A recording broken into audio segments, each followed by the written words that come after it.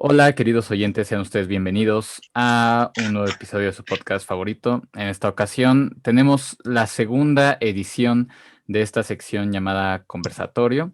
Y pues de nueva cuenta tenemos a Jorge Luis Pimentel, líder del Movimiento Conservador Verde, que nos acompaña para hablar de este tema. Jorge, ¿cómo estás? Bien, estimado, un gusto estar aquí de vuelta y bueno, muchas gracias por la invitación y pues me presento como ya pues me introdujiste, soy Jorge Luis Pimentel, líder nacional del Movimiento Conservador Verde. Entre otros activismos también soy director estatal del Pro-Life Farming Ciudad de México y director nacional de las Juventudes Imperialistas y bueno, además a sus órdenes de quienes tuyas y de quienes nos oyen ahí cuando gusten de qué andamos. Tus redes sociales estarán apareciendo en la descripción. Si nos están escuchando en Spotify o algo así, también estarán en la descripción. Y pues bueno, el tema que nos reúne aquí hoy es un tema pues que ya no es nuevo, no es reciente, que se lleva hablando desde 1821 incluso, ¿no? Que es este tema o esta pregunta, esta interrogante de quién debería ser considerado o quién debería ser llamado padre de la patria, ¿no? Padre de México, Agustín de Iturbide o Miguel Hidalgo. En algunas ocasiones sale, no, que Morelos, pero en esta ocasión pues no vamos a hablar de Morelos, porque pues estas son como que las figuras centrales, ¿no? De la independencia. Eh, pues bueno, yo quería comenzar diciendo que además de que es un debate de ya muchos años, es un debate todavía muy controversial y que pues de ambos lados tiene argumentos muy fuertes y sobre todo ideologías muy marcadas, ¿no? En el caso de Hidalgo es la ideología muy marcada de que este padrecito benevolente, ¿no? Que luchó 4 meses de una guerra de 11 años y del otro lado, pues está esta figura del verdadero libertador, ¿no? Que concluyó la lucha de independencia. Tenemos que comprender también que las luchas de independencia que lucharon ambos son diferentes. A pesar de ser parte del mismo proceso, son diferentes, se llevan a cabo de manera diferente. Y pues bueno, eso ya lo veremos en el desarrollo de esta conversación. Jorge Luis. Bueno, yo quisiera precisar, bueno, para dar pie a esta conversación, pues rescatar esa parte que tú dijiste de que cada uno tiene como una ideología marcada con respecto de a qué padre de la patria elige, ¿no? Por ejemplo, si hablamos o sea, yo me considero hispanista, por ejemplo, pero ahí creo que hay diferentes tipos de hispanismo. Hay un hispanismo más tipo de, no, pues vamos a reunificarnos con España.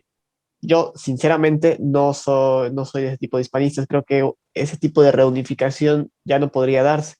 Y además, tampoco creo que tenga mucho sentido, en el sentido de que, pues, antes todos éramos de una misma estructura política. Ahora, un proceso de reunificación con España, en realidad nos daría pie a simplemente ser como un Canadá que comparte monarca, pero que en realidad no comparte estructura. Entonces, en ese sentido, yo no le veo tanto el sentido pragmático. Entonces, no soy de ese tipo de hispanista. Pero si hablas con un hispanista del tipo reunificador, vamos a decirle, pues probablemente para desarraigar esta parte patriótica, esta parte de identidad nacional, a lo mejor te va a decir Hernán Cortés como padre de la patria. Entonces, por un lado tenemos a un hispanista reunificador que te va a tomar a Hernán Cortés, por otro lado tenemos a uno más del tipo indigenista, tal vez una persona que conciba la historia más desde una perspectiva, podríamos decirle de izquierdas, que te va a decir que Miguel Hidalgo, para no tomar para no reconocer a Agustín de Iturbide, porque a Agustín de Iturbide se le ve como, más bien como si fuera un tipo figura del conservadurismo. De hecho, creo que no sé si lo había mencionado contigo la vez pasada, pero si no, pues lo digo en esta ocasión. Recuerdo, no tiene mucho, ¿no? Del nuevo aeropuerto y le están preguntando del nombre y no sé qué. Y decía algo así como que este aeropuerto no iba a estar plagado de corrupción como el de Texcoco. Y decía, porque si no, o sea, porque si estuviera plagado de corrupción, él mencionaba, le hubiéramos puesto Carlos Salinas de Gortari o Agustín de Iturbide, menciona. Sí, sí, sí. Entonces, Entonces creo que para unas personas del tipo pensamiento político como el de Andrés Manuel, pues entonces tenemos a un Miguel Hidalgo, ¿no? Un Miguel Hidalgo como salvoconducto. Y después tenemos a Agustín Iturbide, que es un personaje que le es más afín a como a los reivindicadores de la historia. Pero creo que de cualquier forma, aunque también podamos tomar a Agustín Iturbide a lo mejor como un personaje que sea más de gusto de personas conservadoras como yo, de personas de derechas, pues en realidad yo estoy en la predisposición de que deje de ser una figura que sea simplemente afín por ejemplo, un grupo conservador o de derechas, porque al final de cuentas es quien realmente consuma el proceso político para el conjunto de los mexicanos. Entonces, es importante resaltar esto. Es hasta cierto punto incoherente querer ensalzar, ¿no?, el patriotismo mexicano sin aceptar la historia. Porque, bueno, Agustín Iturbide al final de cuentas fue quien consuma la independencia, es quien le da nombre e identidad, incluso en los símbolos patrios a México. Entonces es como chocante, ¿no? Contradictorio decir, no, pues me quiero muy orgulloso de ser mexicano, pero no muy orgulloso de quién, entre comillas, o sea, obviamente es algo más profundo que eso, pero me siento mexicano, pero no reconozco a quien le da ese sentido a México. Sí, no, hablando de lo que nos dio Iturbide, incluso ya algo menos relevante, nos dio los chiles en nogada, ¿no? O sea, fue un Sí. platillo hecho en su honor.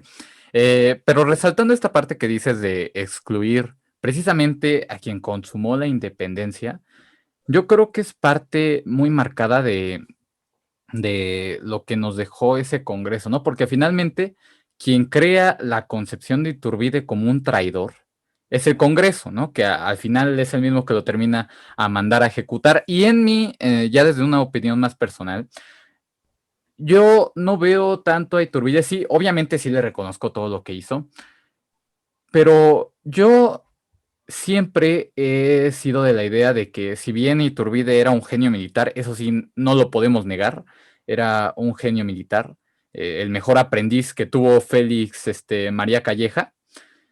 eh, el mérito de ser el líder de la independencia, el mérito de consumar la independencia, no se lo atribuyo tanto a Iturbide, porque detrás de él hubo toda una conspiración enorme desarrollada desde la iglesia de la profesa, obviamente orquestada por no solo por el virrey Apodaca, sino por Monteagudo y por la Güera Rodríguez, ¿no? Yo por eso no se lo atribuyo tanto porque Iturbide finalmente fue la figura que ellos escogieron, ¿no? De hecho, había muchas opciones, pero todas las demás opciones eran españoles peninsulares. Entonces decían, no podemos poner a la cabeza a un español peninsular porque la unificación o el proceso no se iba a dar porque los mestizos no lo iban a aceptar probablemente, ¿no? Ya Miguel Hidalgo ya había despertado este fuego, que bueno, de hecho eso también se le atribuye mucho a Hidalgo, que únicamente ahora sí que prendió a una turba enardecida de pobladores, lo cual es cierto, ¿no? Pero recordemos que eso pasó en todas las revoluciones de la época.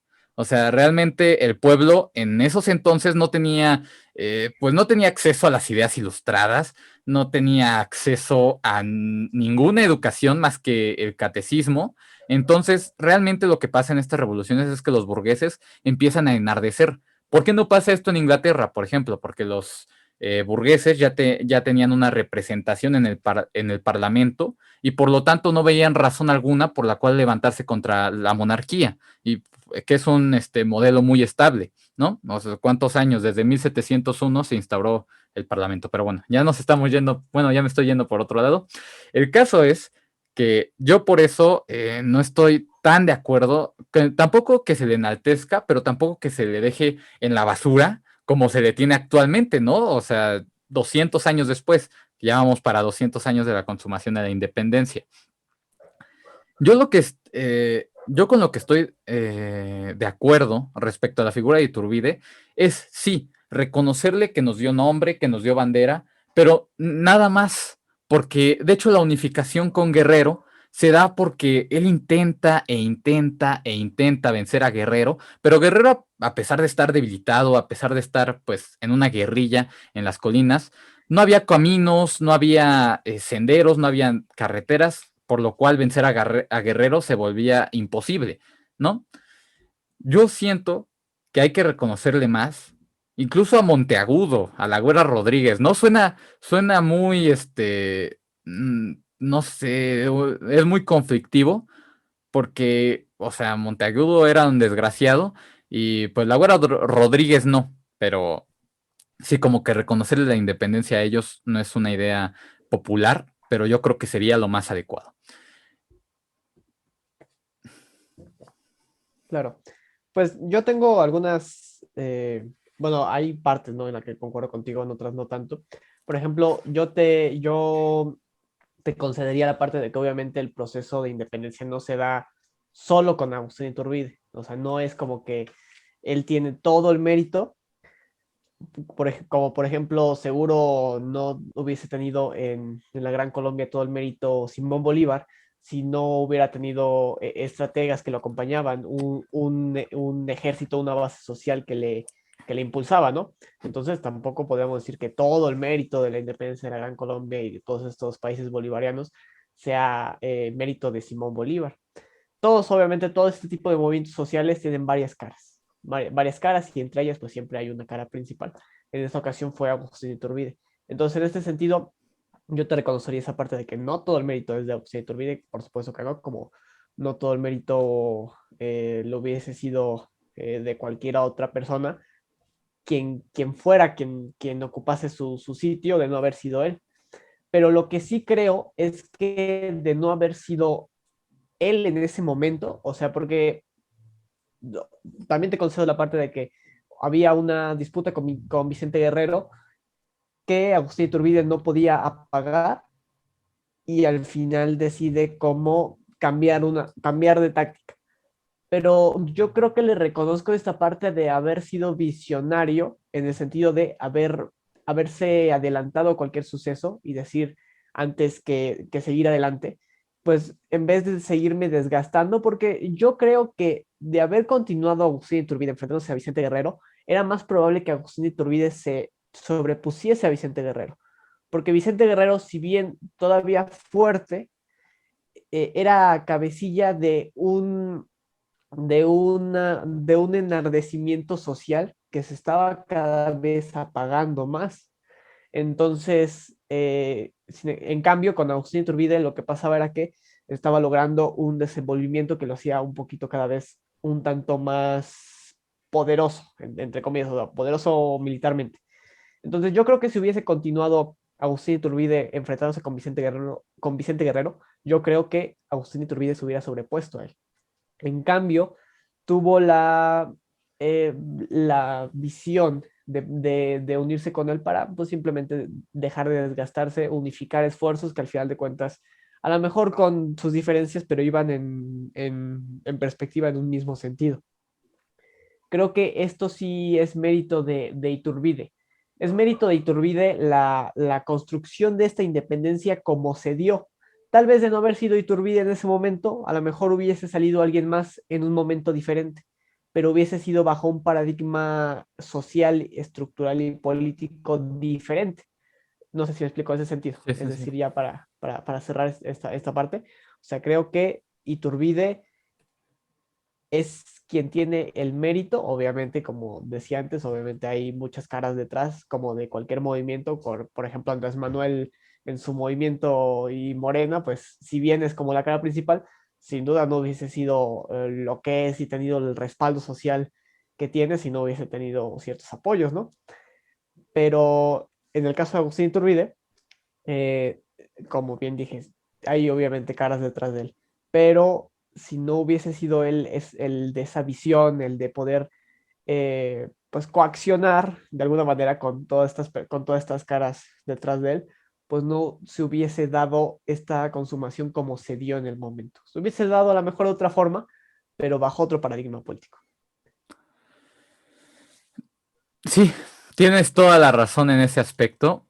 Sin duda, Agustín Iturbide tiene su mérito porque dentro de todo su salvajismo, porque era un militar sangriento, no sé si sádico, no sabemos si disfrutaba de matar, pero en lo militar era eficaz. ¿Y qué significa ser eficaz? Pues matar gente, ¿no? Así es la guerra. Eh, Sin duda, tenía una visión muy aguda, por así decirlo, acerca de los hechos, ¿no? Esta parte de redactar todo un plan y proponérselo al mismo Guerrero, pues me sorprende, ¿no? O sea, es sorprendente en la época, ¿no?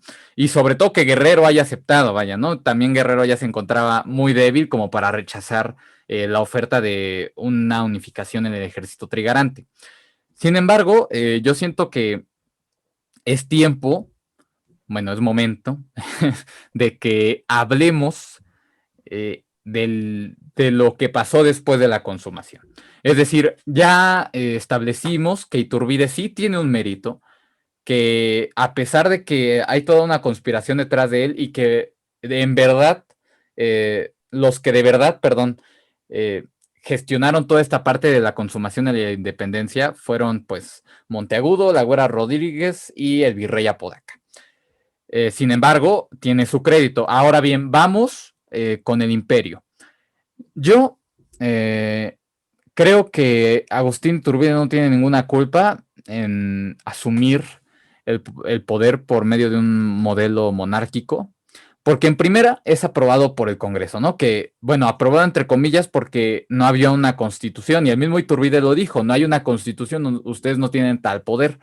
Pero al ver las circunstancias, digo, México no solo después, no solo en esos años, o sea, 1822, 1823, sino todo el siglo XIX prácticamente está dentro de una inestabilidad incontrolable.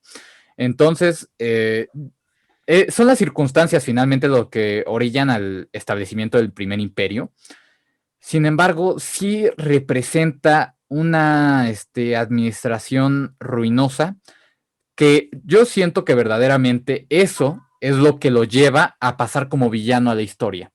No tanto sus matanzas a insurgentes, no tanto todo ese rollo de que era un sanguinario, porque cuando Morelos asume, bueno, se vuelve la cabeza del movimiento de independencia, también las fuerzas de Morelos se pelean con las fuerzas de Hidalgo, ¿no? Porque Morelos estaba en contra de los saqueos y realmente no era un ejército tan virulento como el de Hidalgo, y los de Hidalgo querían seguir con esa energía, ¿no? Con esa, pues sí, con los saqueos y todo.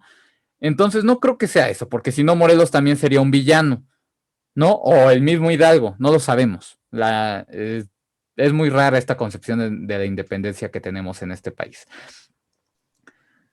Yo creo que es eso, una administración totalmente ruinosa, empieza, digo, tampoco es como que la economía estaba en buen estado, ¿no? Ya desde la colonia ya venía en un estado crítico a partir de las reformas borbónicas. Sin embargo, Agustín Iturbide no sabe cómo manejar esto, en mi opinión, porque la verdadera política ahí era su amante, la Güera Rodríguez, ¿no? Y al perder ese apoyo de la Güera Rodríguez, pues Agustín Iturbide queda solo, porque aparte el Congreso, en lugar de estar haciendo su labor como Congreso, está planeando cómo matarlo. En lugar de estar haciendo una constitución, en lugar de estar haciendo su trabajo, ya sabes, un Congreso mexicano, están pensando tonterías, están pensando en cómo matarlo, en lugar de, a ver, nosotros lo pusimos, pues ya, porque el mismo Congreso es el que lo pone. Entonces, no sé qué opines tú, Jorge Luis, de su administración. Yo sí pienso que, porque de hecho le empezó a inyectar mucho dinero al ejército y prácticamente todo su dinero se acabó en el ejército. ¿Por qué? Bueno, también porque tenía miedo, ¿no? De perder el control sobre el ejército y que se diera un golpe de estado. Entonces, no sé qué opinas tú al respecto de esto. Claro. Eh, Varios puntos que precisar. Obviamente yo quiero resaltar la parte de que era un militar, entonces si viene alguien y me dice, ah, es que Simón Bolívar mató gente o Agustín Iturbide mató gente. o la mayoría de padres de la patria mató gente, a lo mejor con excepción si nos ponemos precisos de Mahatma Gandhi, ¿no? Pero pues en general todos los movimientos de independencia ocurren desde lo militar. Entonces, pues desde lo militar, de primera mano es una confrontación que de alguna manera siempre va a dejar muertos. Entonces yo no demeritaría a Agustín Iturbide ni a ningún padre de la patria por ese sentido.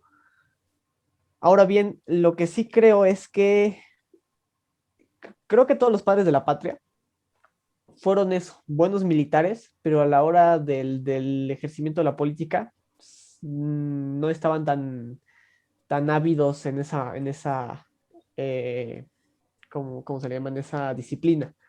Obviamente también es de resaltarse que, por ejemplo, tenemos a un Agustín Iturbide que pues prefirió, porque creyó que a lo mejor podría ser lo mejor para México, dar un paso al costado, porque pues a lo mejor en su momento pensó, bueno, o sea, si tanta avidez, o más bien si tantas ganas de gobernar quieren estos políticos, pues que lo hagan, a lo mejor lo hacen mejor de lo que yo lo pude haber hecho. En cambio, se me viene a la mente un Simón Bolívar que pues que no tiene esta nobleza de reconocer esta parte y se vuelve, una vez ya con estos países independizados, se vuelve más una especie de dictador, ¿no?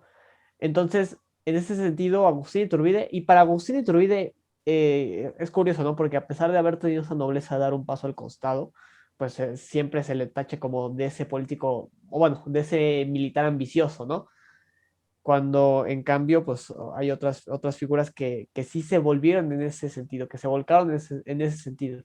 Entonces yo creo que me siento a gusto con poder reconocer a Agustín Iturbide como un padre de la patria, que tuvo esta gallardía de tomar este tipo de decisiones, porque si yo fuera, no sé, colombiano y tuviera que defender a Simón Bolívar, pues me costaría un poco más de sentido, porque Simón Bolívar, conforme pasó el tiempo, él mismo se demeritó conforme se hacía un poco más tiránico con el tiempo.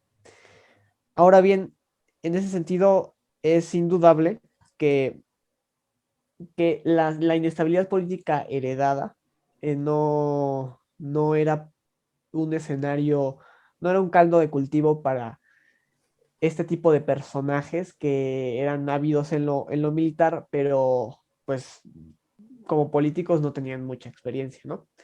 Entonces, yo creo que a lo mejor de Agustín Iturbide haber continuado y haber tomado a lo mejor una actitud de buscar conciliación, de buscar diálogos, como lo hizo en su momento con Guerrero, porque lo demostró al poder hacerlo con Guerrero, pero por X o por Y razón en su momento consideró oportuno mejor hacerse a un lado. Pero creo que sí se hubiese podido dar el escenario, aunque era un tanto eh, también improbable, hay que decirlo. Como tú mencionabas, pues obviamente tenemos un Congreso que en vez de redactar una constitución, en vez de legislar, estaba pajareando en cómo debería estar ellos gobernando, ¿no? Entonces, obviamente, esta situación es muy interesante de analizar. También es interesante porque creo que marca el precedente de un México dividido para consigo mismo, dividido per se. Y es el México que ya desde ahí estamos viendo un México que eventualmente iba a ser débil ante un Estados Unidos que desde su inicio supo integrarse, supo ser un poco más ordenado para con sus interiores, lo que le permitió ser un Estados Unidos que derrotara a un México espolvoreado, o sea, un México fragmentado en varias facciones. Desde aquel entonces podemos ver este precedente, ¿no? En ese sentido, pues, lo que quisiera resaltar es esa parte. O sea, sin duda creo que Agustín Iturbide fue mejor militar de lo que político, pero bueno, también en el contexto, pues era un poco de advenimiento para él, o sea, era contrario a lo que él pudo haber hecho en ese sentido. No tendría que más recalcar en esta parte. Yo creo que si todos los políticos hubiesen tenido este ánimo primero de unificar México, de estabilizarlo, a lo mejor ya después los políticos que están allí, que eran republicanos, O ya después, si quieres, nos peleamos por si república o monarquía, pero primero estabilicemos a México, porque era como, es que aquí hay un bando republicano y aquí hay otro bando monárquico. Primero me quiero pelear entre monárquicos y republicanos, pero ¿qué sentido tiene si después los republicanos se iban a pelear en sí mismos, que si federales o centralistas? Entonces, cada quien tenía su propio enajenamiento de política pública para México, al grado de que no tenían ni la mínima intención de dialogar unos con otros. Los que eran republicanos, o sea, querían una república, pero no solo una república, sino una república muy particular, o una república centralista, o una república federal, en la que gobernaran los liberales o gobernaran los conservadores. Entonces, en ese sentido, es interesante analizar porque al momento de caerse el imperio, pues no gana la república, sino gana el conflicto de los republicanos. El conflicto de los republicanos que por mucho tiempo iban a estarse aventando la pelota de si república federal o centralista. Entonces, obviamente esto es un escenario político particular que yo siempre he resaltado como el precedente del México fragmentado hasta día de hoy, con un tipo de política pública y de cultura política más bien tendiente a la búsqueda del poder que al establecimiento y la defensa de ciertos ideales. Entonces creo que en ese sentido Agustín Iturbide pues, obviamente tenía un escenario complicado en el cual trabajar, pero pues no negaría que fue mucho mejor militar que político. No, como tú lo dices, es indudable que el panorama político, económico, social, cultural, todo el panorama mexicano era devastador para cualquier forma de gobierno. Ahora que lo mencionas, yo creo que sí, como tú lo dices, es una falta de cooperación y de comunicación entre el Congreso e Iturbide. Bueno, Iturbide no es bueno para gobernar, ¿no? Poniéndome en los zapatos del Congreso mexicano. El Iturbide no es bueno para gobernar, ya metió tales medidas económicas devastadoras. Nuestra chamba como Congreso, bueno, vamos a funcionar como contrapeso y en aquellos aspectos en los que Iturbide es sencillamente, pues, inservible, en aquellos aspectos entramos nosotros. Y en los aspectos en los que Iturbide sí es, pues bueno, digamos que si es lo suyo, en este caso el aspecto militar, pues lo dejamos actuar, porque yo digo que con Iturbide hubiéramos resistido más a las invasiones extranjeras, por ejemplo, ¿no? Con una organización militar como la que tenía Iturbide en sus tropas, hubiéramos resistido invasiones, ¿no? Porque es impresionante que la invasión norteamericana no la hayamos resistido, a pesar de que teníamos más tropas, ¿no? Le sacábamos creo que el doble, el triple. Lo que pasa es que cuando mandaron, no me acuerdo del nombre, he de ser sincero, del general en la primera intervención estadounidense o en la segunda, lo mandaron al norte, a la frontera, a combatir a las tropas estadounidenses. ¿Y qué es lo que hizo? No llegó al norte y se levantó contra el gobierno en plena intervención estadounidense. Es ese tipo de, no sé, de disgregación social, militar, este, en la que vivió México durante todo el siglo XIX, ¿no?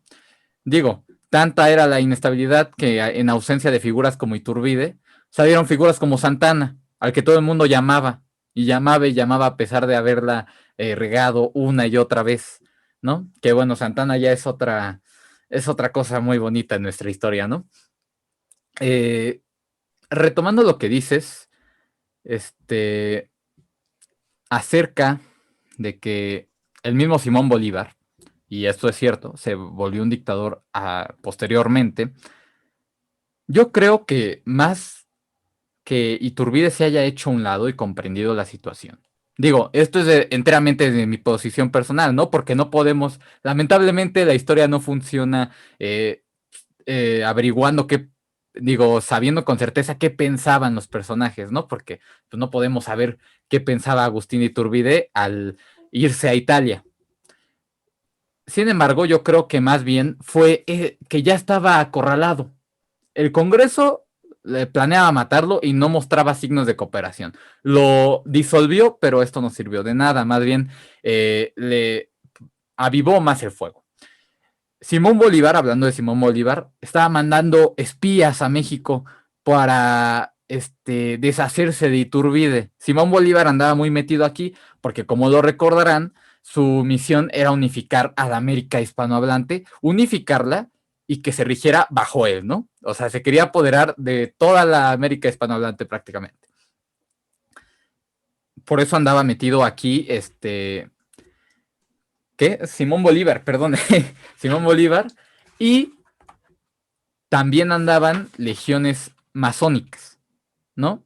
Entonces, es ese aspecto en el que Iturbide, yo más que hacerse a un lado, yo pienso que pues a nadie le gusta que lo maten, ¿no? Y está rodeado por las legiones masónicas estadounidenses, por los agentes de Simón Bolívar y por el mismo Congreso en México y Santa Anna que ya se mostraba, pues, que rebelde, un guerrero que también, Guadalupe Victoria, estaba totalmente rodeado Agustín Iturbide. Entonces, yo pienso y quiero creer que más bien en su mente, al irse a Italia, estaba el me van a matar. E incluso, allá en Italia, México no tenía dinero, para estabilizar la situación, pero sí tenía dinero para mandar espías a espiar a Agustín Iturbide, ¿no?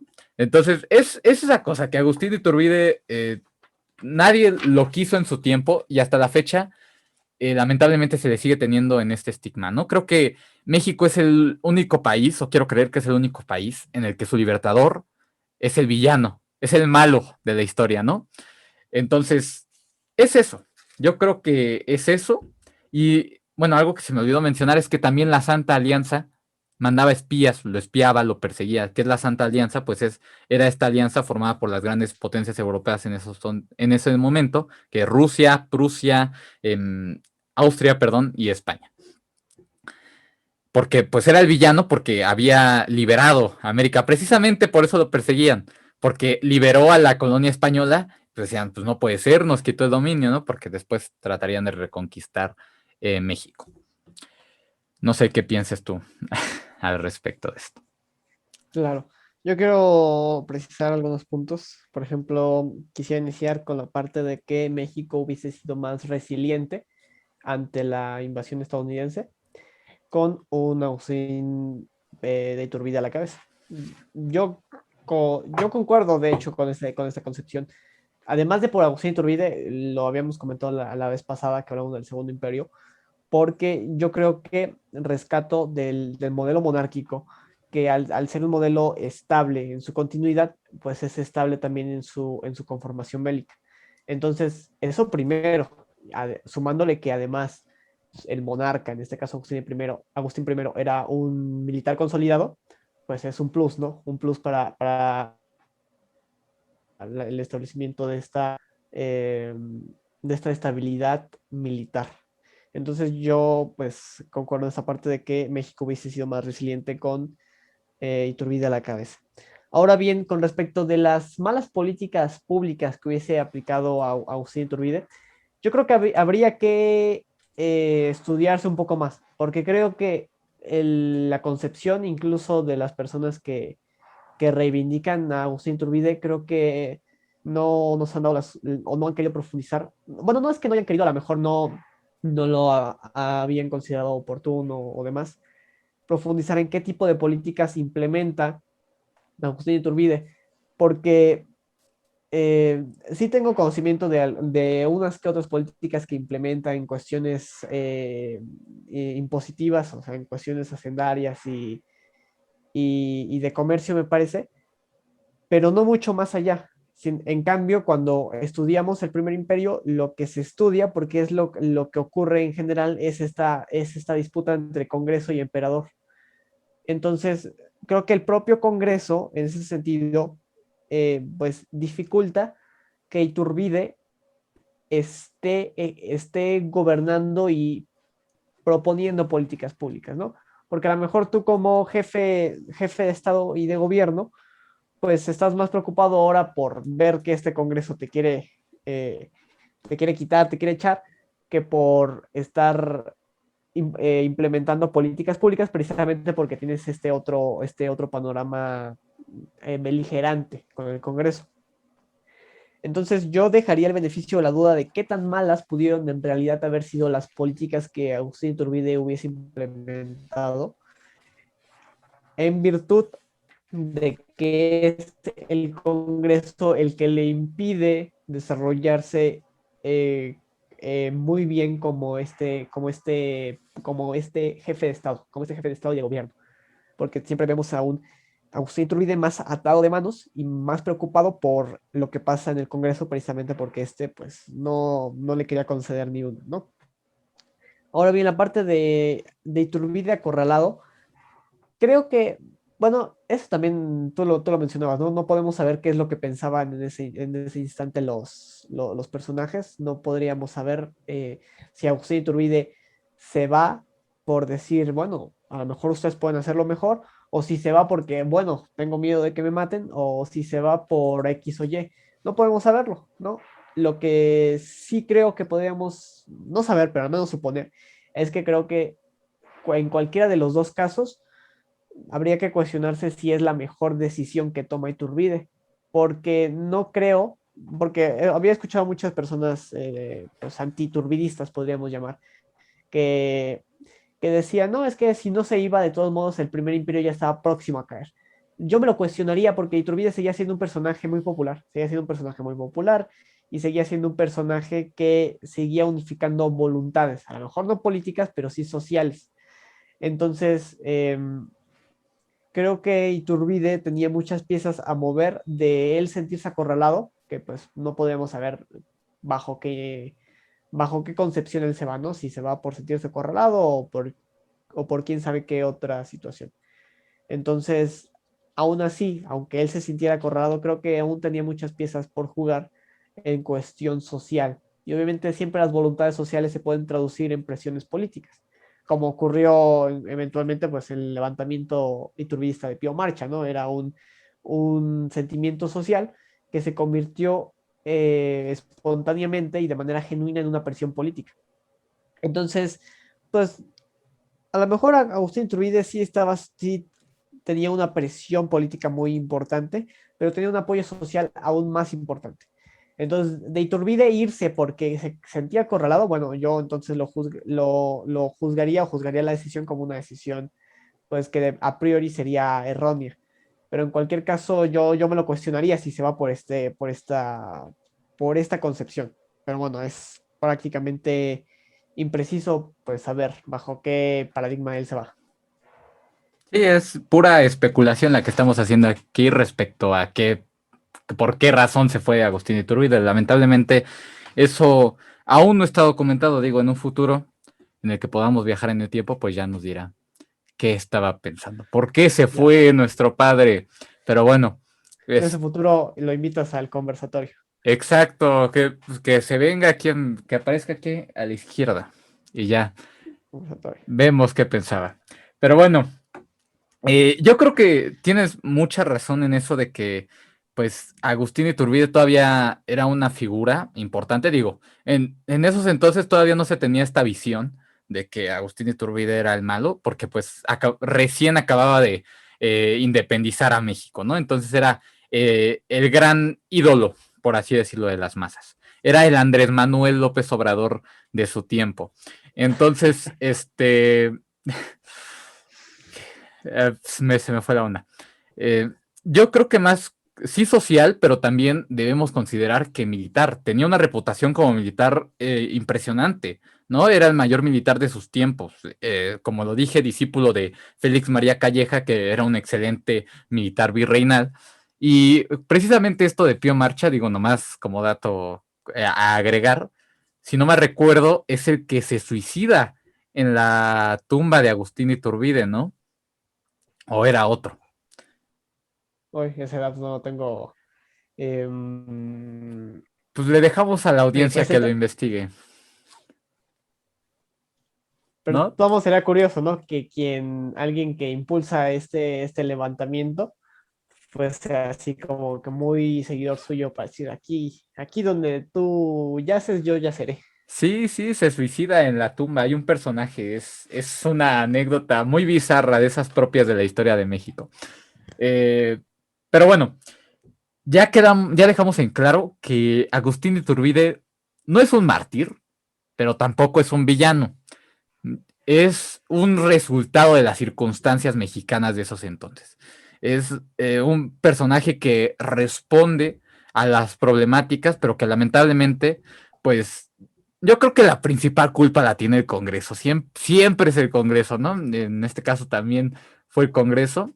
No olvidemos que durante todo el siglo XX, digo XIX, perdón, el Congreso es un organismo impresionante, es un organismo con mucha fuerza aquí en México, ya que después se debilitaría con Juárez, que a Juárez sí se le cuadraron, eh, pero desde esos entonces era una figura muy fuerte el Congreso mexicano.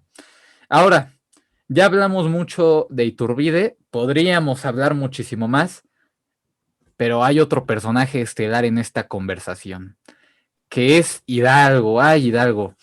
Es que Hidalgo, híjoles, nos dicen muchas mentiras acerca de él, ¿no? Nos lo ilustran precisamente como se ilustra a un padre de la patria, ¿no? No, hombre, y regalaba dulces a los niños casi, casi, y no, hombre, un montón de cosas que nos dicen de Hidalgo que pues habrá que cuestionarnos si son ciertas o no.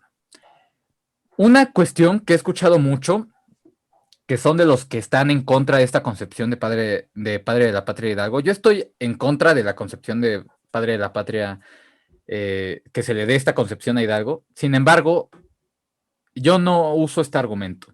El argumento que usan muchos es que Hidalgo no tenía un plan, no un plan de gobernación, no tenía una estructura bien dada, no tenía ni si, a veces dicen que no tenían ideales fijos y que lo único que lo movía pues era que con las reformas borbónicas pues muchos habían perdido sus beneficios, entre ellos Hidalgo. Entonces, ¿tú crees realmente que Hidalgo su único propósito era restablecer estos beneficios? Porque recordemos que Hidalgo no buscaba la independencia de España, diferente a lo que muchos creen, sino que él buscaba, no sabemos qué buscaba realmente, dejó un plan de gobernación de 29 puntos y no esclarece nada, casi nada de lo que busca. ¿Tú qué opinas en este aspecto?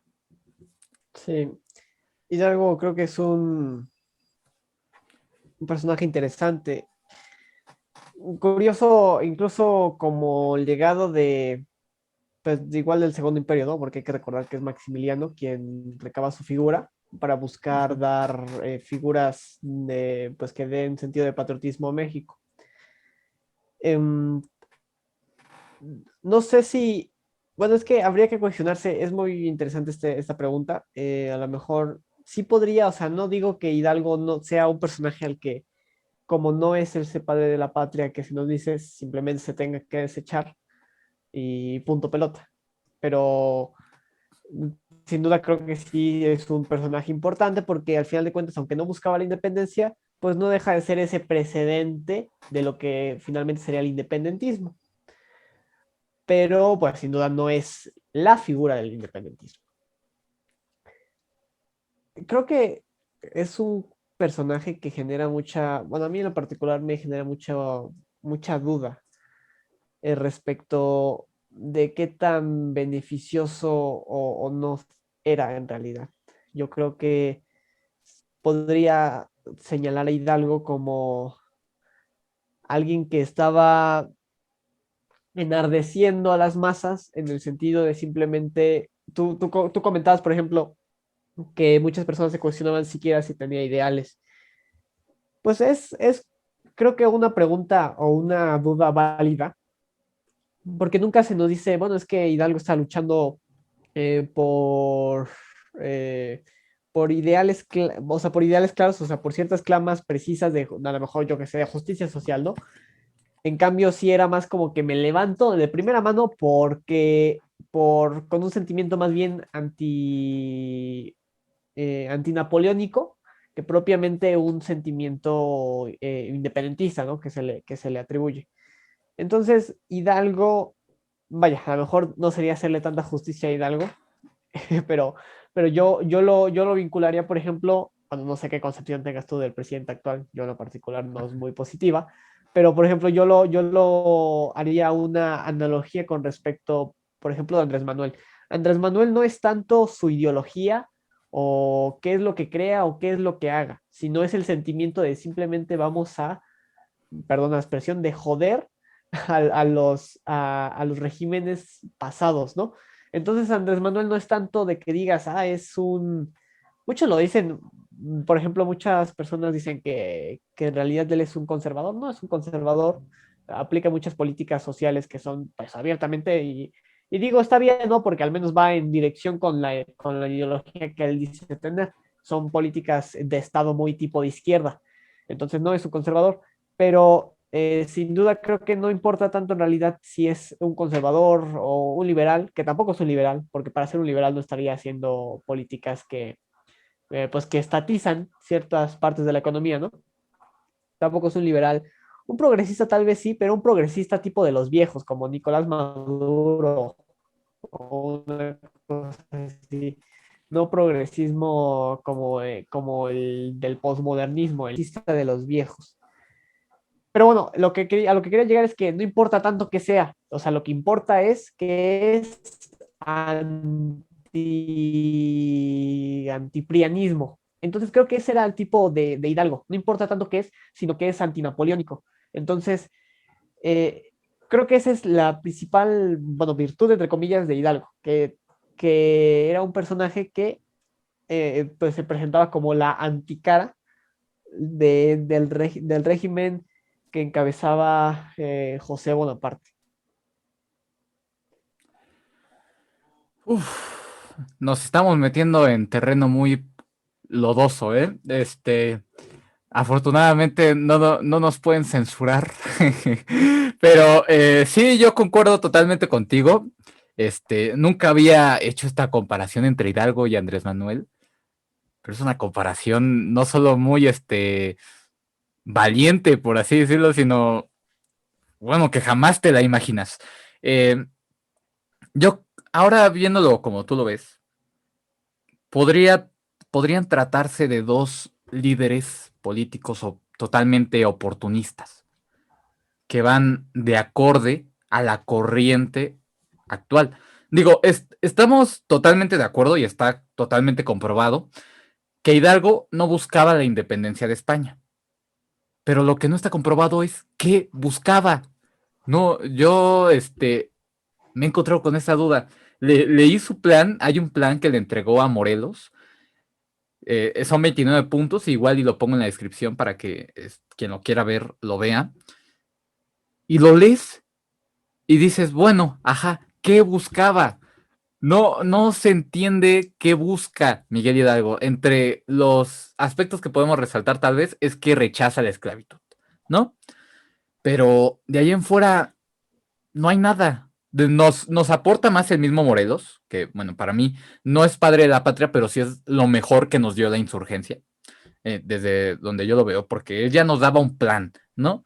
Este, no nos aporta nada su plan de gobernación, como tú lo decías, es alguien que más bien no, la gente no alababa, por así decirlo, la imagen de Hidalgo, sino que alababa sus ideas, ¿no? Que no me parece algo mal, eh, pero tampoco es es una característica propia de alguien que puede ser considerado como padre de la patria, ¿no? Sí sería interesante replantearnos la figura de Hidalgo como un mero oportunista de la situación, pero sigo sin poder averiguar qué quería Hidalgo. Quería el poder, tal vez. Pero ya recordemos que dentro de las tropas insurgentes ya se hacía llamar Su Alteza Serenísima, ¿no? O sea, lo que tanto le criticamos a Santana y otros monárquicos, otros dictadores, Hidalgo ya lo hacía desde sus tropas. Mientras Morelos se llamaba Siervo de la Nación, Hidalgo se llamaba Su Alteza Serenísima, que por eso Allende lo intenta envenenar como 3 veces, lo intenta matar, porque ahora sí que se le subió, como se dice, ¿no? Se le subió el poder a la cabeza y yo creo que sí, ¿eh? O sea, ya comparándolo con la figura de Andrés Manuel López Obrador, que nos estamos metiendo en territorio peligroso. Digo, no estás para saberlo, Jorge Luis, pero yo ya una vez comparé la figura del señor presidente con Lázaro Cárdenas. Y no solo le tiré muy duro al presidente, sino al mismo Lázaro Cárdenas. Es el video más visto en mi podcast, pero es el video con más odio. O sea, en Facebook, en YouTube, me llegaron incluso hasta mensajes de, no, ¿qué te pasa? Y Chayo, me dijo chayotero, mano. Entonces por eso es atrevida, por eso yo lo digo, yo ya lo he hecho, es atrevida esta comparación. Ellos, los que nos oyen no están para saberlo, pero ahorita que terminemos el podcast, vamos a hablar cómo vamos a repartir el chayote. Ah, sí, sí, sí. Ya sabes, ahorita vamos a, de hecho, aquí traigo la pancarta de Ricardo Anaya y ya, ahorita la vamos a sacar. Pero no, te digo, son cosas bárbaras, ¿no? ¿Cómo voy a recibir? Ojalá recibiera chayote yo, fíjate.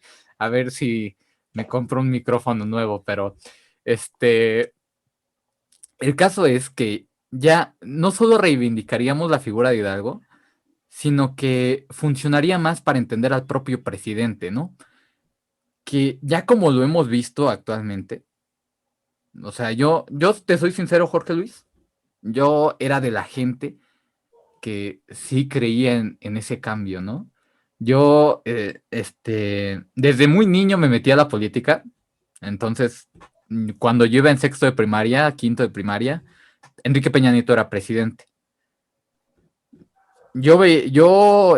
No tanto por una convicción política genuina, porque a esa edad no tienes una convicción política, sino más bien por toda la ola de burlas. Digo, actualmente el presidente se queja de que le tiran burlas, pero las burlas a Peña Nieto eran una cosa bárbara, o sea, en televisión, en redes sociales, en todos los medios, y Peña Nieto nunca se quejó, incluso a su esposa, a sus hijas, o sea, no, una cosa terrible.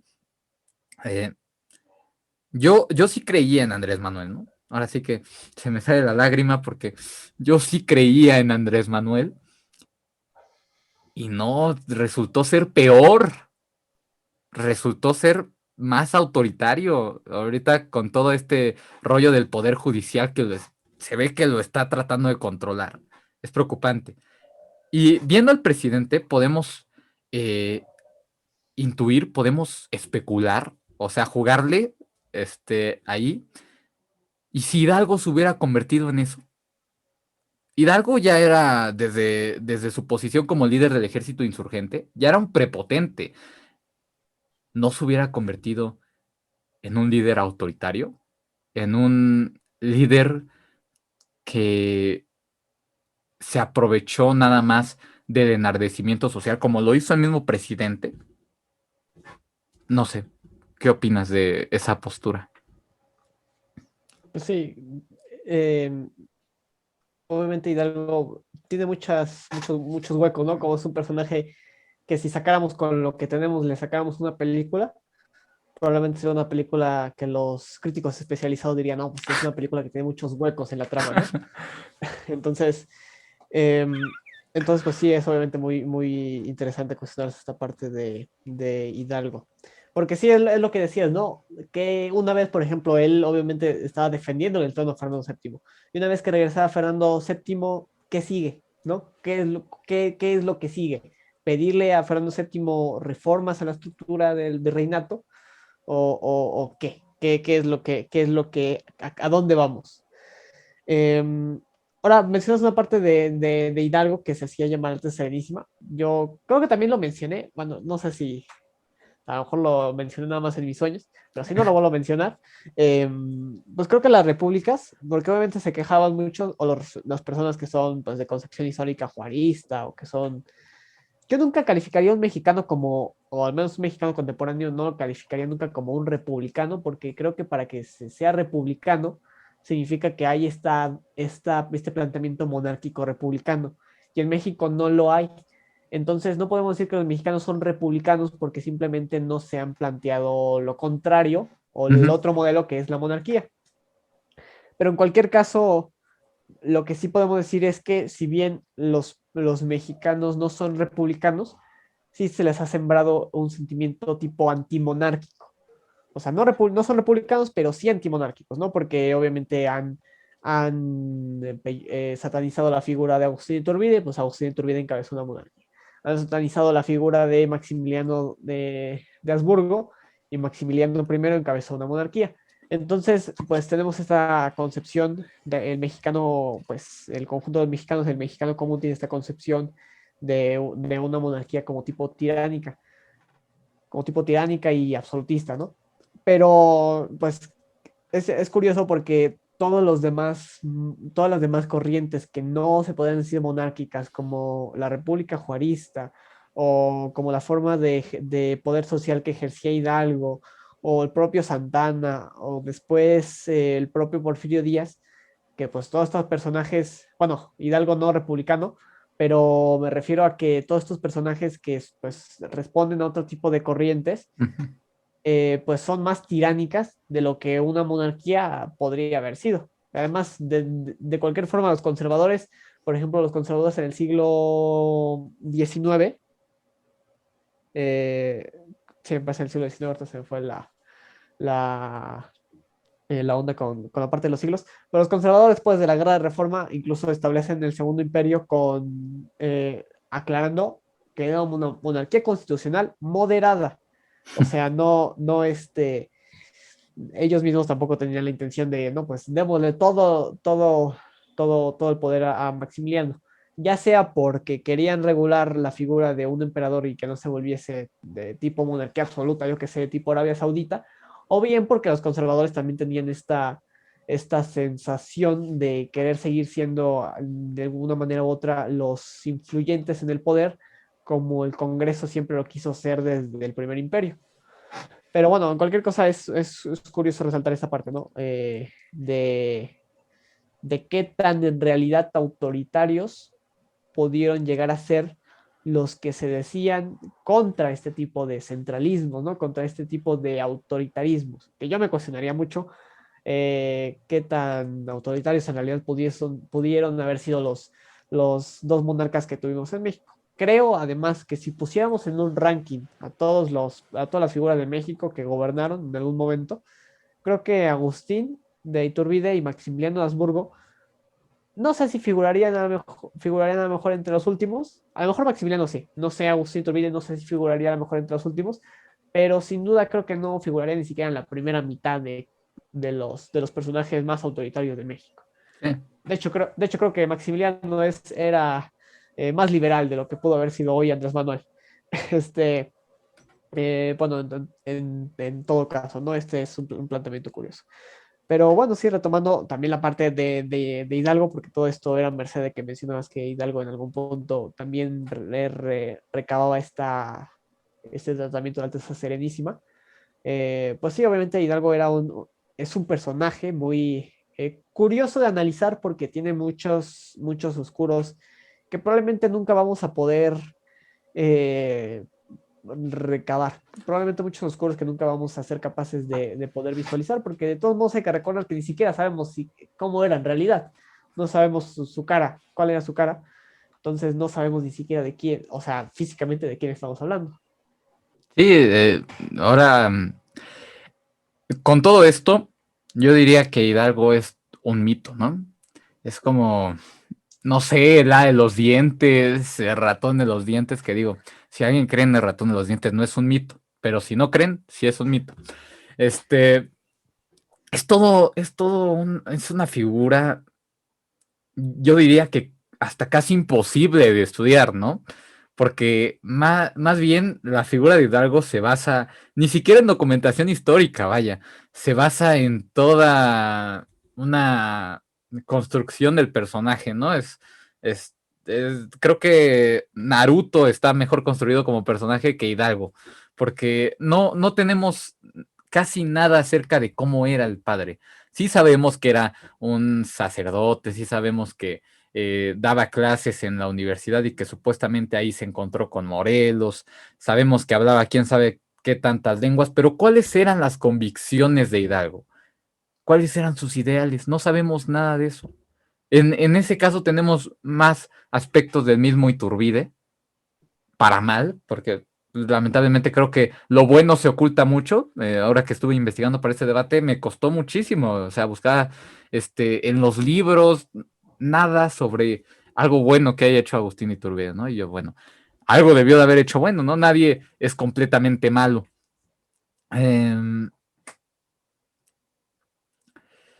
Sin duda es un tema muy difícil el que estamos tratando y el que seguiremos tratando y el que se seguirá tratando por décadas, por siglos. Por eso es un tema que siempre da para hablar porque nadie sabe realmente. O sea, más bien esto se basa en especulaciones enteramente porque no hay nada. No hay nada para definir quién de los dos era el mejor, quién de los dos era el peor. Que sí, Agustín Turbide nos dio aunque sea una forma de gobierno. Hidalgo no tenía ni eso, no tenía planes. Él quería el poder, me queda claro. Y ahora que estás hablando de esto de... Me pareció muy interesante tu propuesta de que más que republicanos somos antimonárquicos. Yo creo que sí. O sea, Bueno, ellos realmente... monárquicos, sí.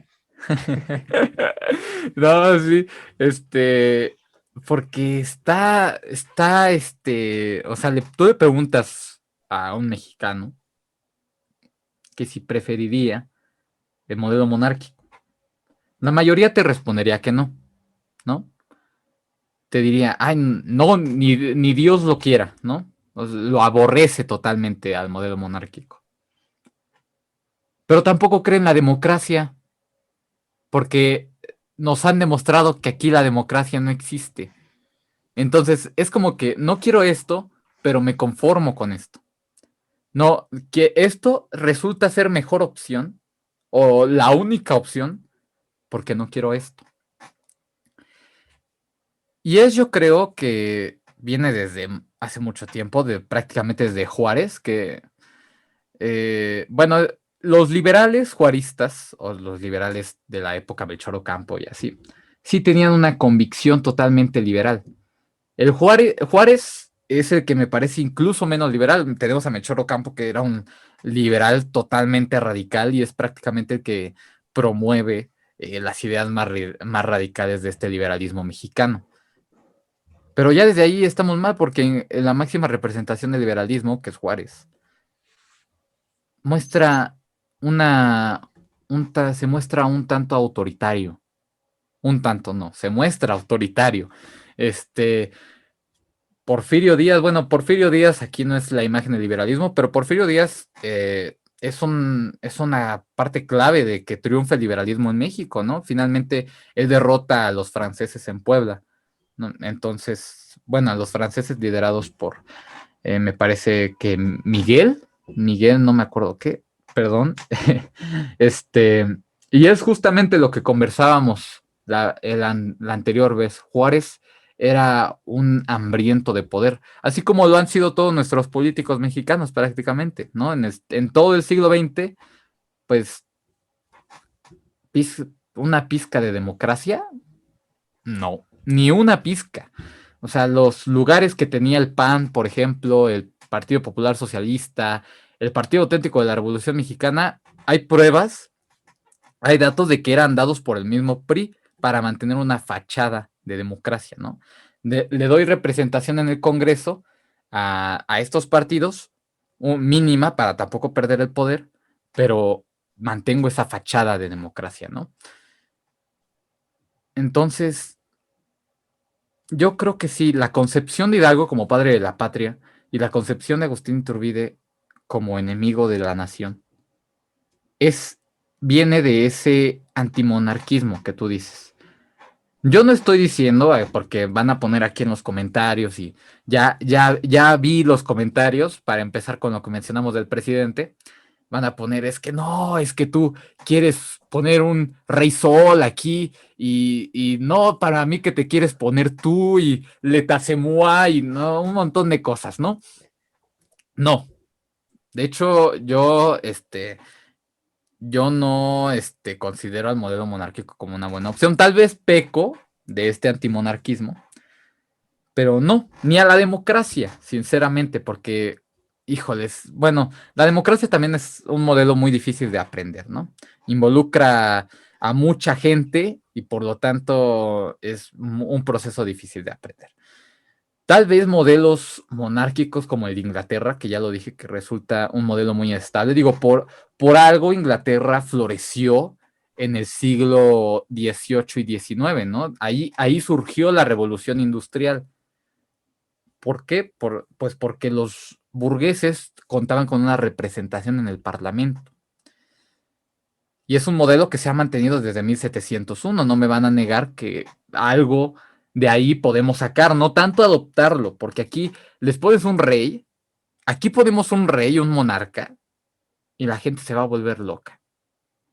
No, no sé qué pasa con los mexicanos, que estamos a favor de la figura de un presidente que tiene todo el poder en la palma de su mano y que lo que diga el cabecita de algodón se hace, porque pues el Congreso es suyo prácticamente, pero está en contra de los monarcas. Es lo mismo, es solo que estos líderes democráticos se nos venden más bonitos. Es todo. No sé. Tú eres el que sabe de la materia aquí. Yo solo estoy diciendo Bien, lo que veo. A ver. yo me pongo ante ustedes, o sea, yo me pongo el pecho ante los comentarios de que tú mencionabas, porque yo sí abiertamente me declaro un monárquico. Pero bueno, o sea, en ese sentido quiero recalcar algunos puntos. Por ejemplo, mencionabas que la democracia no ha funcionado y por tanto, pues no ha funcionado este modelo, pero entonces tampoco queremos otro. Yo recabaría además que pues, la democracia, al final de cuentas, no es un sistema de Estado, es una forma de organización social. Entonces, la democracia está al servicio de diferentes tipos de modelos. Entonces, la democracia no necesariamente no está al servicio de la monarquía. De hecho, pues bueno, también lo comentaba en el podcast anterior, las monarquías actuales del modelo europeo son más democráticas que muchas repúblicas. Entonces, la democracia está al servicio de, del pueblo, podríamos decir, y después hablamos de un punto y aparte, y después hablamos de la monarquía o la república como una forma de Estado.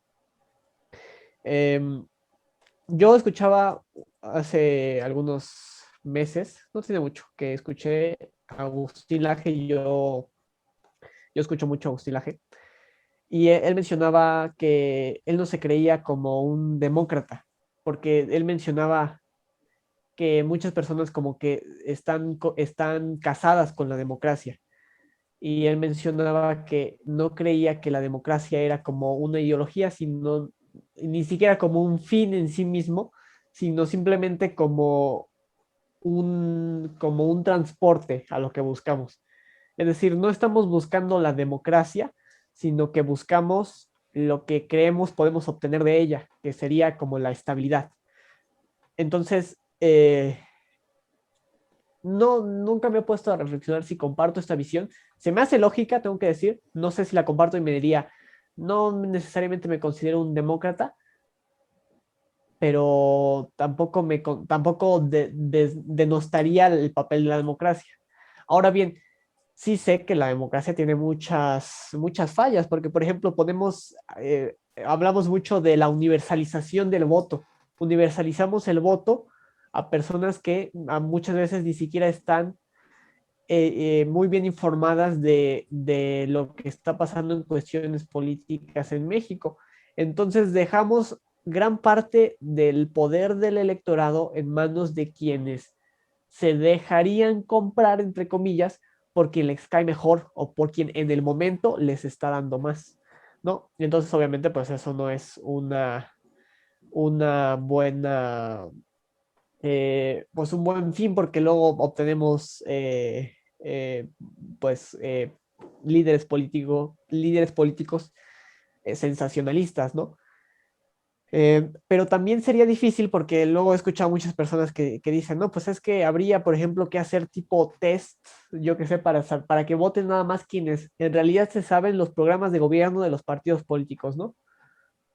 pero eso también estaría muy difícil porque pues como que burocratizaría el proceso. No, imagínate el INE haciendo como que muchos exámenes, como si fuera un Comipens grandote, para ver quién puede votar o quién no. Entonces eso también estaría muy difícil. Entonces la democracia como que guarda muchos, como que dices, muy bien la democracia, pero como que le concedes otras cosas que también están muy mal, porque no puedes como que no puedes buscar la medianía porque como que es imposible que ciertas personas voten sin que no sepan nada de los programas de quienes están votando, como tampoco es muy pragmático poder lograr o cómo lograrías que voten nada más quienes sí sepan. Entonces es muy difícil la democracia, o sea, la democracia es muchas veces un juego de azar. ¿No? Entonces, por un lado. Y luego, pues, la parte del mexicano antimonárquico. Es curioso también porque muchas veces resalto mucho la parte de que muchas veces ven a la monarquía como una forma de estado de mera vanidad, ¿no? De mera vanidad. Pero como que la gente no es creo culpa de la monarquía, sino eso creo que es culpa de la gente, porque la gente siempre busca, entre otras cosas, como ciertas, pues ya sea como para tipo ocio, no lo sé, como que busca la vanidad. Por ejemplo, cuando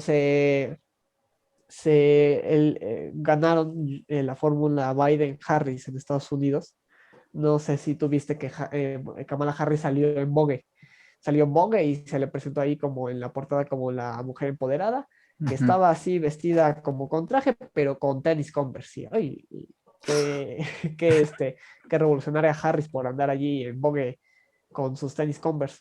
Eso también es vera vanidad, porque pues no está aportando nada a lo que la política nos refiere. Y muchas veces también vemos a las esposas de los presidentes o a las hijas de los presidentes apareciendo en revistas de moda. Y pues a lo mejor no es culpa de los presidentes, sino pues la gente que está buscando esa vanidad, ¿no? Y es curioso porque al menos creo que la monarquía ofrece un ideal, porque al menos te ofrece un ideal cuanto menos familiar. Dices, ah, bueno, la monarquía está tratando cuanto menos, a veces no lo logra, pero cuanto menos está tratando de emular una imagen de un arquetipo de familia, en el caso del Reino Unido, pues de arquetipo de familia británica, en el caso de España, pues un arquetipo de familia española. Y entonces, cuanto menos ofrece un ideal.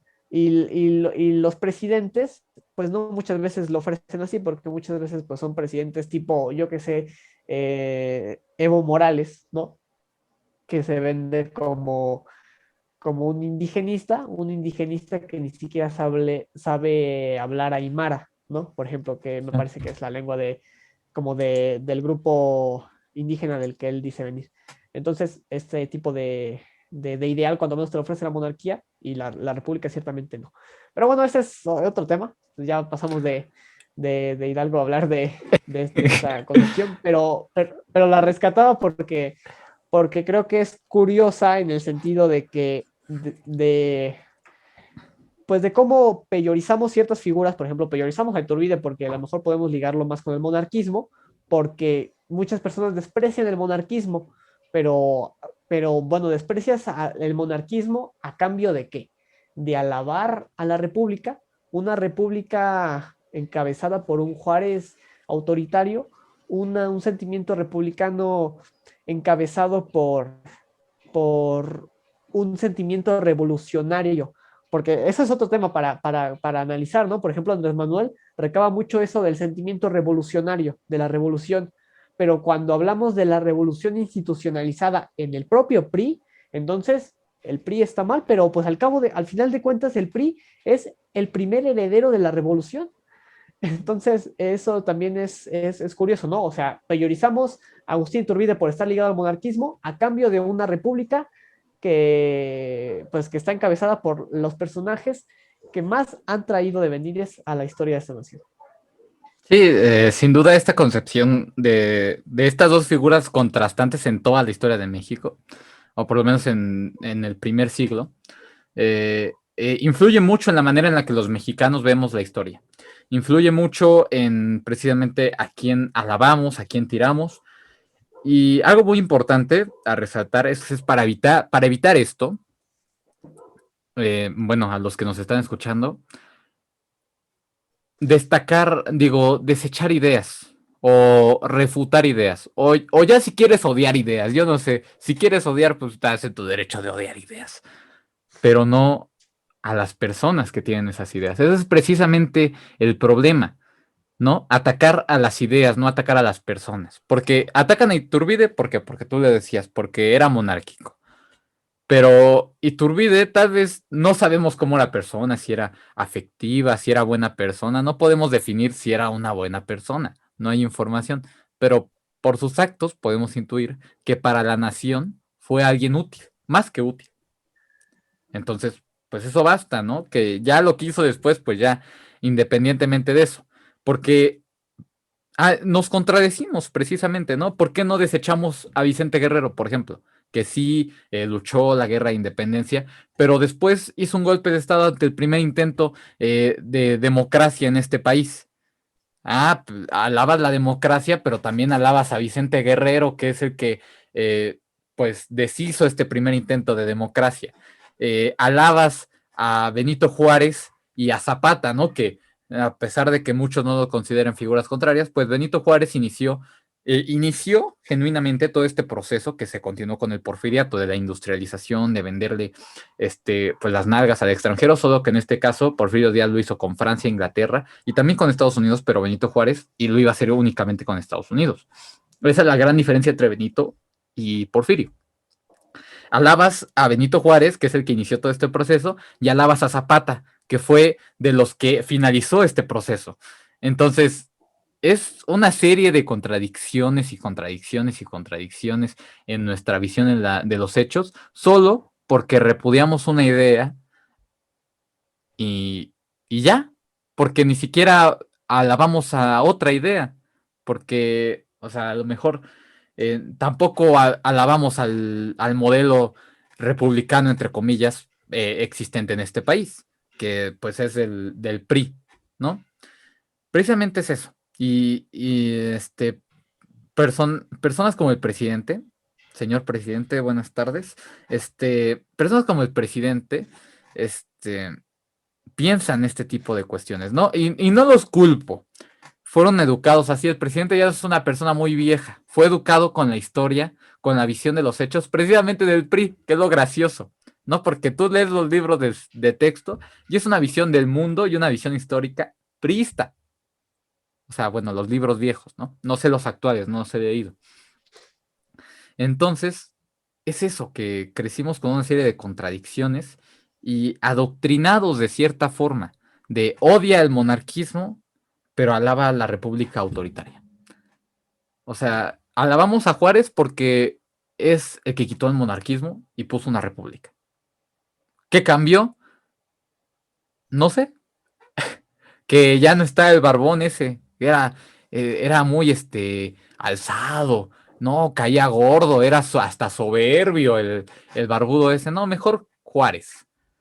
Es esa cuestión de odiar personajes por odiarlos, ¿no? Y yo he pecado de eso. Yo antes de hacer este podcast tenía una visión muy limitada de la historia, pero precisamente para eso son estos espacios a los que Jorge Luis asiste y le agradezco muchísimo. Son para eso, para expandir nuestros horizontes. Digo, yo no pensaba en Hidalgo como una figura parecida al presidente y ahora estoy convencido, ¿no? De que Hidalgo podría haber sido un Andrés Manuel, digo, obviamente con sus características, ¿no? Son diferentes circunstancias, diferentes formas de ser, pero al final lo mismo.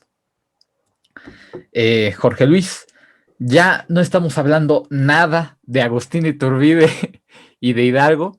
Sí, bueno, sí tiene que ver, porque tiene que ver mucho la forma en la que nos educamos, la forma en la que concebimos estos personajes. Sin embargo, pues es hora de concluir, Jorge Luis. ¿Cómo concluyes al respecto? Pues yo concluiría con la pregunta inicial que era, ¿quién es el padre de la patria? Pues yo creo que no hay ninguna duda en que es Agustín Iturbide. Agustín Iturbide, de Hidalgo ni siquiera pues podríamos decir que colabora ni un poco con el sentimiento patriótico, con la construcción de la identidad mexicana. Entonces yo creo que sin duda es Agustín Iturbide y pues creo que a medida de que de cómo se desenvuelva el contexto político actual, es que Agustín Iturbide va a volver a recobrar importancia o no en la forma en cómo se concibe la historia de México. Porque, por ejemplo, en una concepción López Obradorista, pues Agustín Iturbide pues siempre va a estar subsumido en un personaje que él dice que fue corrupto. No sé dónde saca que él haya sido corrupto. A lo mejor, a lo mejor sí pudo haber dicho, yo qué sé, sanguinario si tú quieres, pero corrupto, pues bueno. Entonces, pues es eso, ¿no? Es curioso ver cómo la historia muchas veces no está al servicio de la propia historiografía, sino al servicio de cómo los líderes políticos de turno quieren contar la historia para ensalzar ciertas pasiones en el electorado.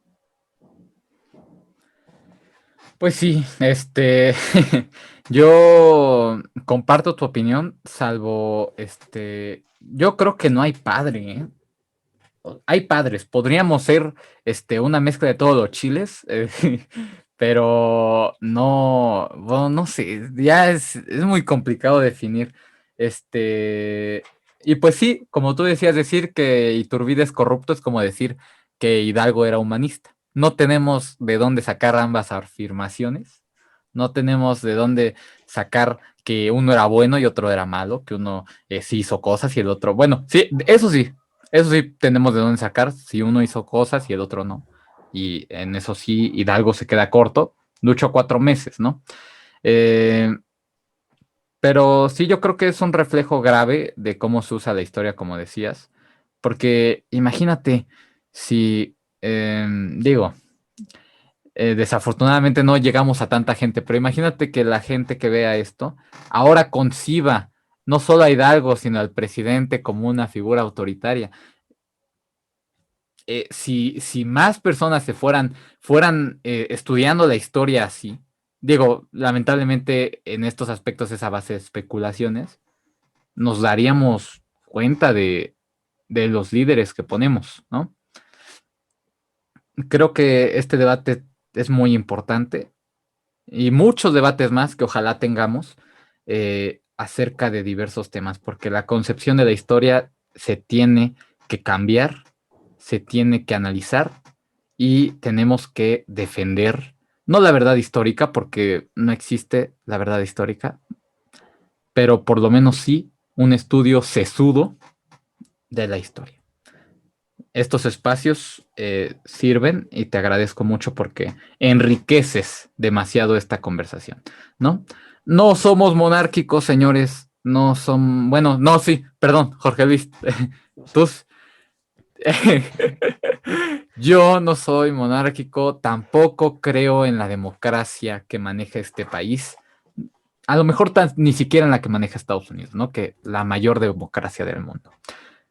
No, no creo en una forma de gobierno que actualmente exista, pero que creo en la historia. Creo en la historia.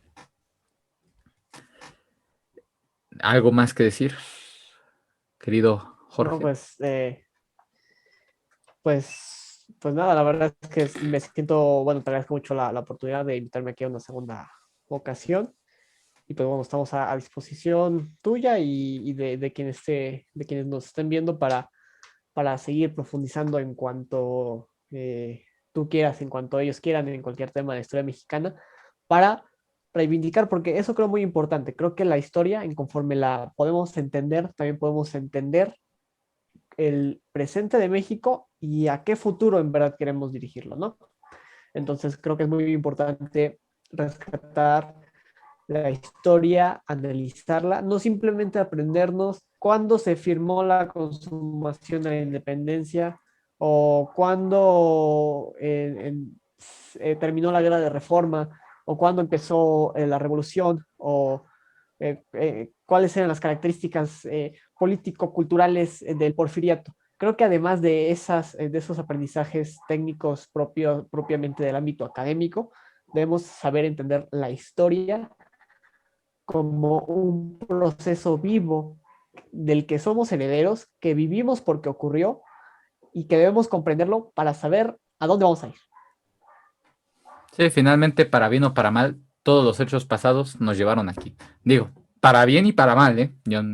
Ahí cada quien decidirá si en el momento en el que estamos es bueno o es malo. Solo la historia juzgará, ¿no? Pero bueno, muchas gracias por venir, Jorge Luis. De verdad te agradezco mucho que hayas aceptado. Es bueno, es bueno este tipo de espacios y a mí me gustan muchísimo, ¿no? Eh, Estarán encontrando en la descripción todas las redes de Jorge Luis. Y bueno, para los que no nos están viendo en YouTube, porque voy a poner las letras ahí, aquí están apareciendo las redes, pero para los que nos escuchan en Spotify, ¿cómo te encuentras en redes sociales, Jorge Luis? Claro, pueden encontrar como en Facebook, en Instagram y en Twitter como @JL Pimentel M. O sea, en Facebook pues no se usa tanto lo del arroba, pero la arroba simboliza lo que sigue después del slash de facebook.com/JL Pimentel M. Y también así como JL Pimentel M en Instagram y en Twitter y a la organización que represento en esta ocasión, que es el Movimiento Conservador Verde, como @MCV México, Movimiento Conservador Verde. A sus órdenes. Perfecto. Pues muchas gracias por escuchar este nuevo conversatorio. Y pues bueno, aquí nos despedimos. Gracias. Hasta luego.